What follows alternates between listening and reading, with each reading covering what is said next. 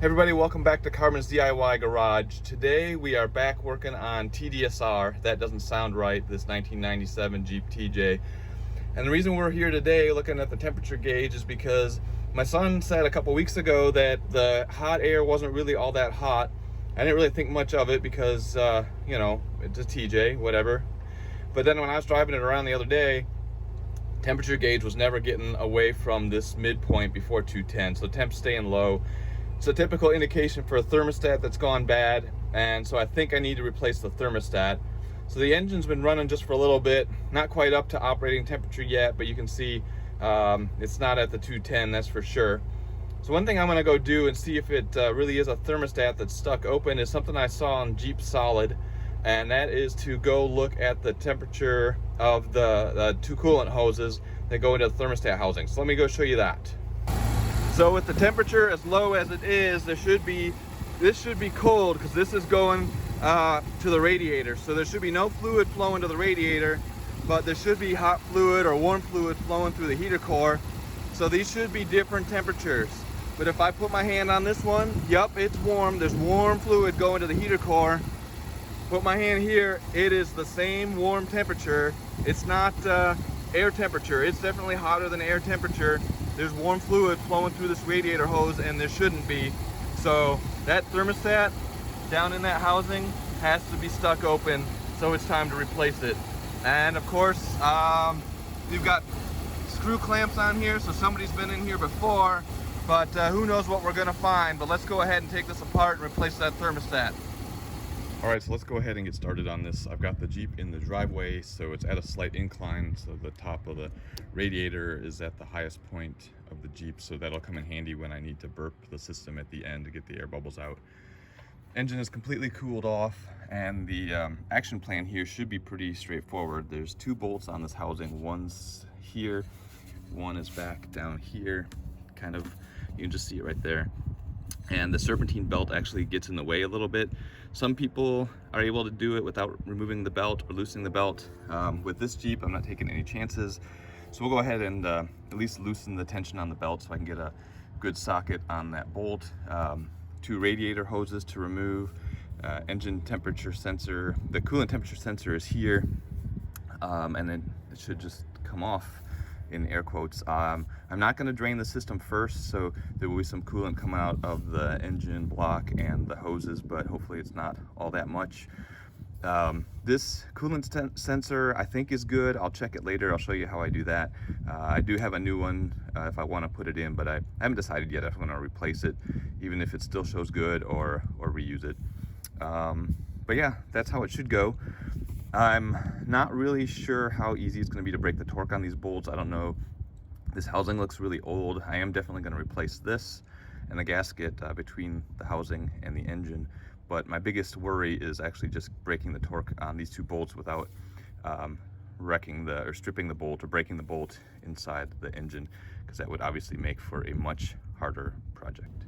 You've probably seen this before, but to loosen the belt on this 97 TJ, you loosen this bolt on the pulley down here, and then we can use a different bolt to jack the tension off of the belt. Once you get your 15mm socket on there and loosen that bolt, then you've got another 15mm bolt here. You're gonna just slide your socket and extension in between the belt and the coolant temperature sensor itself. I already disconnected the electrical for it, and then you use the loosen direction, and that will back that this pulley in that direction, and it'll provide enough slack on the belt here, loosen the tension to where you can then work the belt off like that, and then the belt's loose, and then we can get back over here by the temperature housing, and you can see that there's a lot of access there now. You guys didn't need to see me struggle with it, but I did confirm I could break the torque on both of these bolts, and it seems like they're going to turn smoothly, so that's good. Next thing I'm going to do is use my hose clamp pliers and clamp these off, so hopefully I don't get too much fluid dripping out, except for what's going to come out of the engine. I have a drain pan underneath the Jeep already, and then we'll go ahead and take these screw clamps off and see if I can work the hoses off. And I'll leave a link in the video description for all the tools and parts that I'm using today. Just to make my life a little bit easier and provide better views for you guys, I took the airflow cross tube off just so you can see things a little bit better, but it's definitely not required.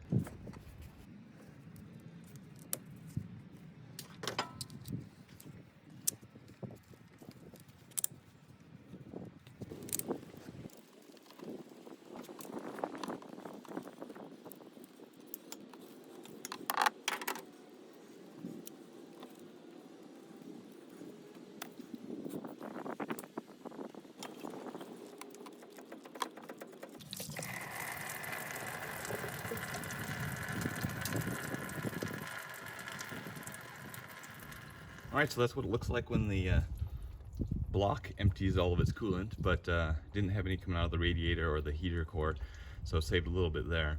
Obviously the housing is in pretty used shape. We'll get that off here next. So these are both 1/2-inch socket, and this one you just get off with a socket, and the other one you'll need an extension.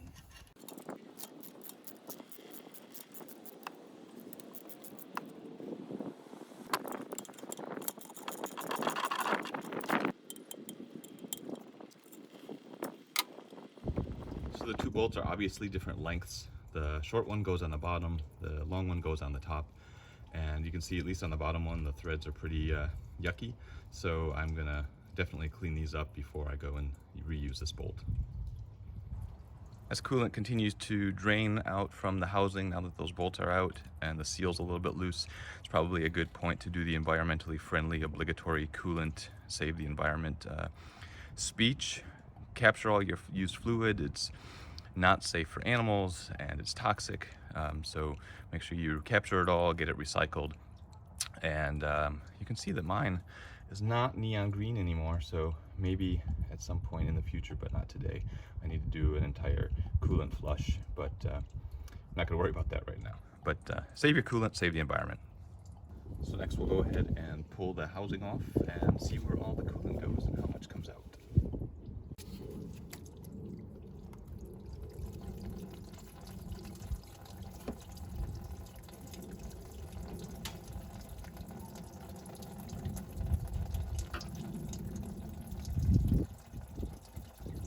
Well, you can see that the face of the block here with thermostat housing goes is pretty gross, and so we'll have to clean all that up before we go put the new one on. But here's the thermostat, and we'll just pull that out, maybe.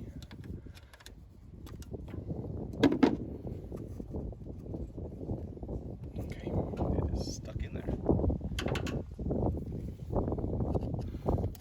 There we go.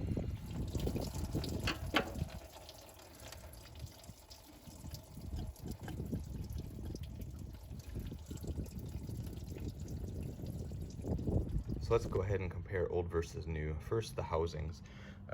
This is the old one.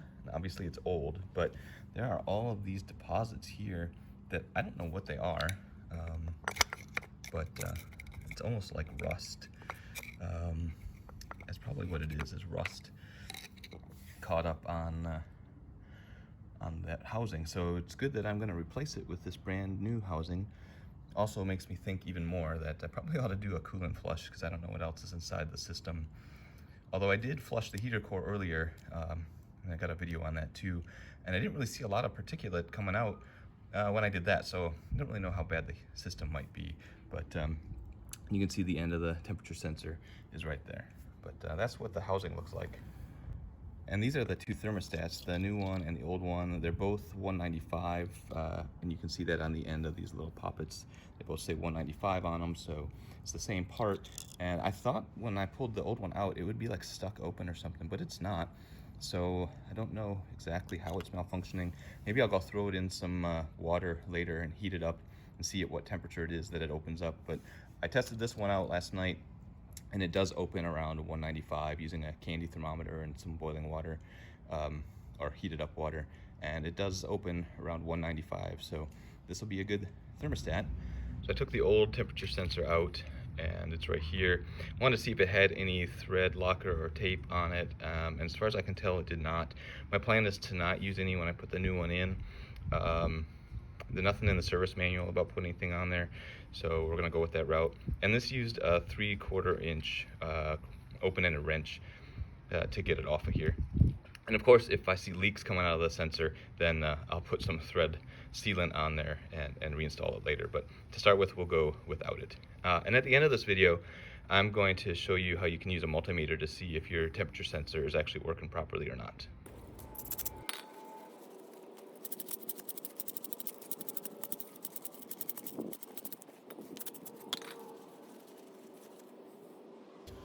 Both of these bolts are 5/16-18 thread, so I'm just running them through a tap just to clear out all the threads.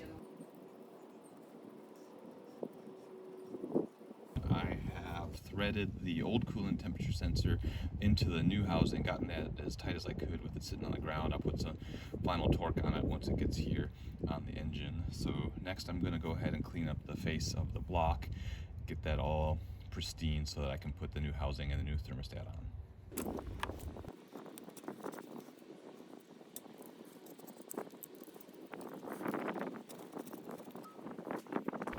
I have the face of the engine all cleaned off. Now I'm going to use my 5/16-18 tap just to run in and out of the bolt holes here on the head.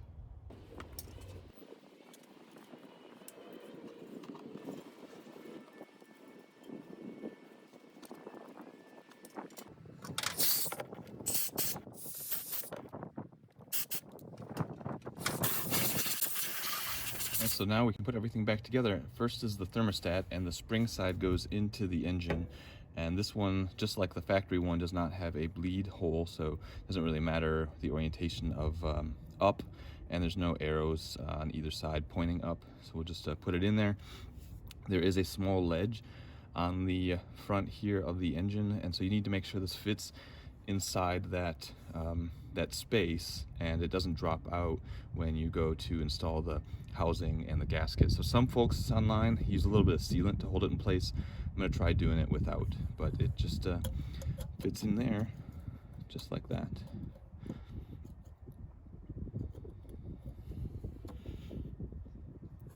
And there, and that's how it fits in, and it'll stay probably until you touch it, and then it'll want to fall out, but we'll see how it goes. I am not using the gasket, the paper gasket that comes with the housing. I bought a separate Felpro gasket, link in the video description, of course. And the nice thing about this housing design is that it all only goes one way. So the only way to get this gasket to line up is if you put it like this. And that's how it'll mount up against the engine block. And the way that the holes are set up, the only way that this will actually go installed is if you put it in like this. So it's all kind of keyed that way. All right, so I put both bolts through in hopes I can get these engaged and get it all held in place without having to fish the gasket around to get it all to line up later without knocking off the thermostat.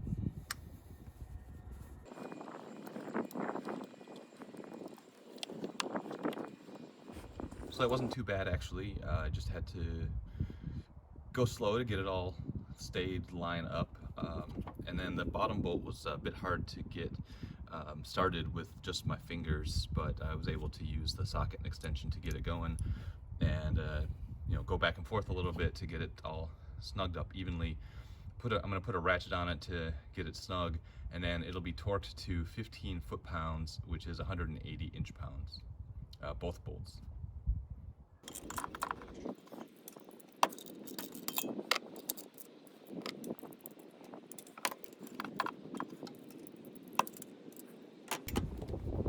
I'm going to torque it in two stages, 100 inch-pounds on both first, and then 180 inch-pounds to finish it up.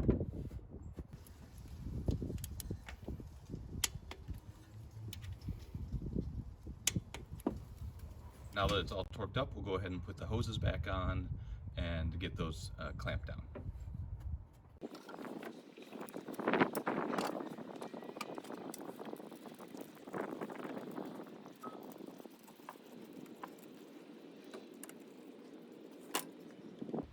Now I'll put the belt back on, tighten that back up.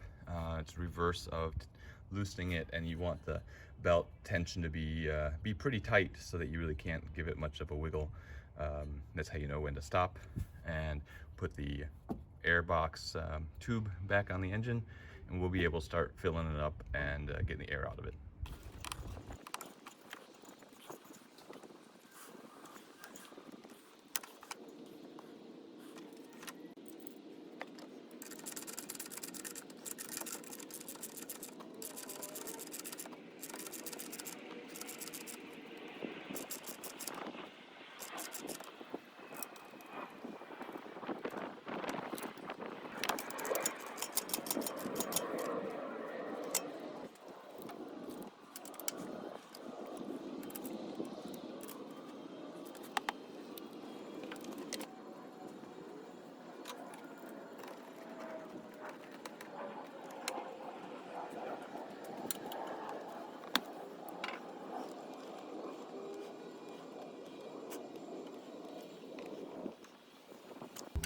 All right, now that everything is hooked back up, first thing we do is take the radiator cap off, and obviously it's low on coolant, so we're going to go top this off until it's full, right up to the neck here, and then we'll start the Jeep.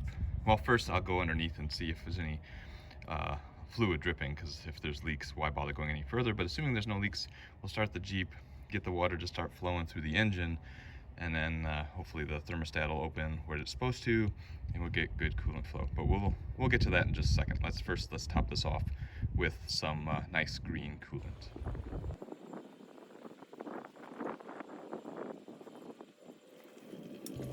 And I have coolant just draining onto the ground, so clearly I didn't do something right, and I don't know what that is, so I'll have to figure that out. Doggone it. Well, let me show you what happened.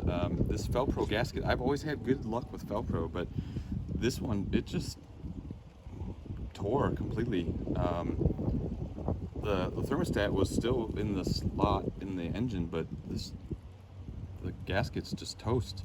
I'm really disappointed. I guess I'm gonna use the gasket that came with the housing and try to get that to work, but man, this really sucks. I'm not having much luck. First the temperature sensor, and now this gasket. And I did double check the service manual. The thermostat goes in first, then the gasket, and then the housing. So that's the order of sequence. So let's try this.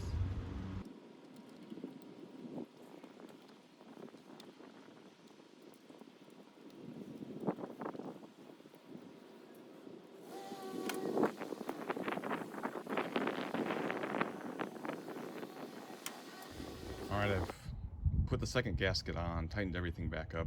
I'm not going to bother putting the rest of this together until after I fill up the radiator and see if it still leaks. Let's cross our fingers that it's not. All right, good news. The radiator is full, no massive waterfall sounds. So I'm going to go put this back together again, and then we'll get the motor running, I hope. All right, everything's hooked back up. I'm gonna go ahead and start the engine. First, I checked to make sure that my coolant tank, my overflow tank, has coolant in it, and it's about halfway between full and the fill line. So that's good. Radiator cap's off. What should happen is it'll probably suck some fluid out of the radiator to fill the engine and get going through the heater core. On the inside, I'm gonna have the temperature set to hot, the fan set to low to get flow going through the heater core, and then I'll be adding fluid to keep it at the bottom of the neck of the radiator, and then just be waiting for this to get up to temperature. We'll check the temperature gauge to see if it actually gets above that low point where it was before, and kind of just see if this all works, checking for leaks, all that good stuff.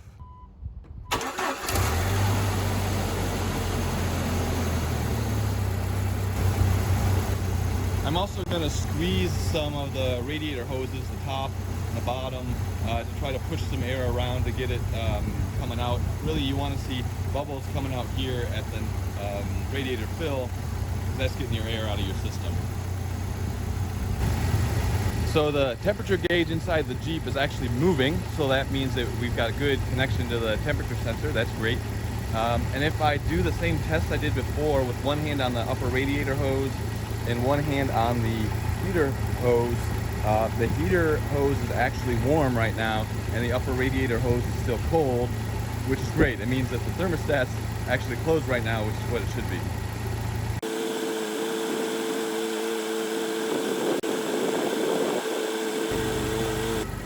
instead of trying to force the engine to heat up faster, I'm just letting it heat up naturally and slowly working the bubbles out. And I can tell that the thermostat has now just opened, not only looking at the temperature gauge on the inside, but there's more fluid here in the upper radiator hose, and it sucked a good amount of fluid out of the radiator, so I just filled that up. So I think we're making progress here. You can also tell that the thermostat is open because the upper radiator hose now is really getting super hot to the touch, so don't forget hot fluid, you don't want to get burned.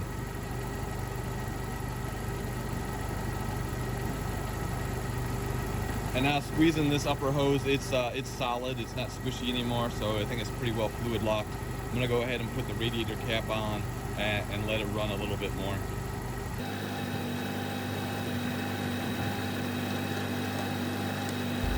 Now that I know the thermostat's open and that all appears to be working properly, looking at the temperature gauge, it's not quite up to 210, so it's not at full operating temperature yet, but obviously it's way better than it was before. So I'm gonna let this keep running for a bit. I wanna make sure it doesn't overheat and keep heading up towards 260, because that's just be a whole nother new problem. But let's see, rack and stack on this one.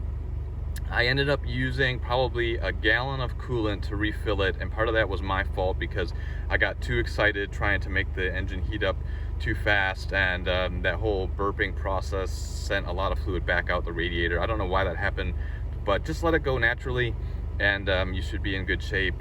The coolant temperature sensor that I bought, not calibrated properly, that didn't work. I'm reusing the old one.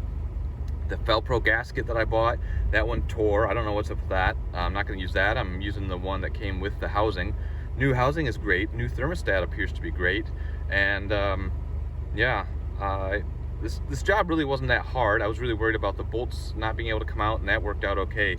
Hopefully this video has been helpful or useful, how to do this, some of the issues I ran into, and maybe it'll make your project go a little bit more easily. Also note that I use the 50/50 pre-diluted green coolant, so I don't have to worry about mixing with distilled water or anything like that.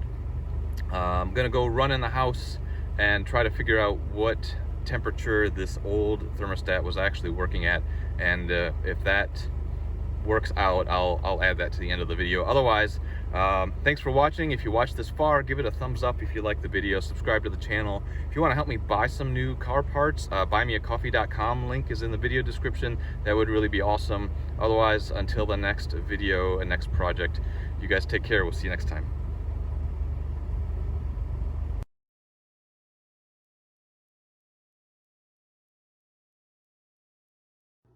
Well guys, I told you I'd give you an epilogue if this thermostat turned out to be in good working order. I put it in this pan, heated up the water, was checking the temperature, and almost exactly at 195 is when it opened. So the thermostat is good.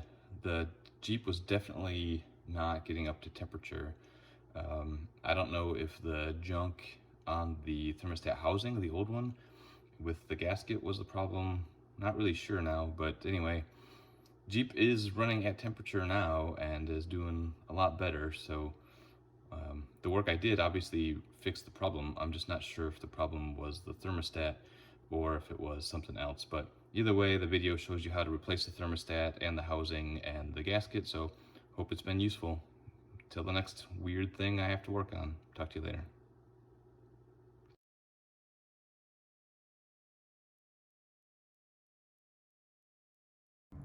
All right, so change of plans. I was planning to use this new temperature sensor that I got online a number of months ago and not reuse this temperature sensor. But before I go and install the new one, I wanted to make sure it worked properly. And there's a chart in the service manual that I'll show you that gives you the resistance values for the sensor based on the temperature that it's reading. And so right now it is 66 degrees outside, and per the temperature chart, that should be a resistance reading of somewhere between 11,000 and 13,000 ohms. So first I will check the resistance here on the old one and show what that shows. So the old sensor is showing right around 10,000 ohms. If I do the same thing with the new sensor, it is showing around 2,000 ohms, 2,700 ohms. and that is for a temperature of about 140 degrees. So this thing, it's almost like it's calibrated for degrees Celsius, because that's would be around 66 degrees Celsius to show a 2.5, 2500 ohms, 2600 ohms. So this old temperature sensor, I'm going to clean it up, use some brake parts cleaner on the sensor head, and reuse this one. It's been too long since I bought the old one to get any sort of refund, I don't think. But I'll reach out to the company and give them this video and show them how it's not calibrated properly.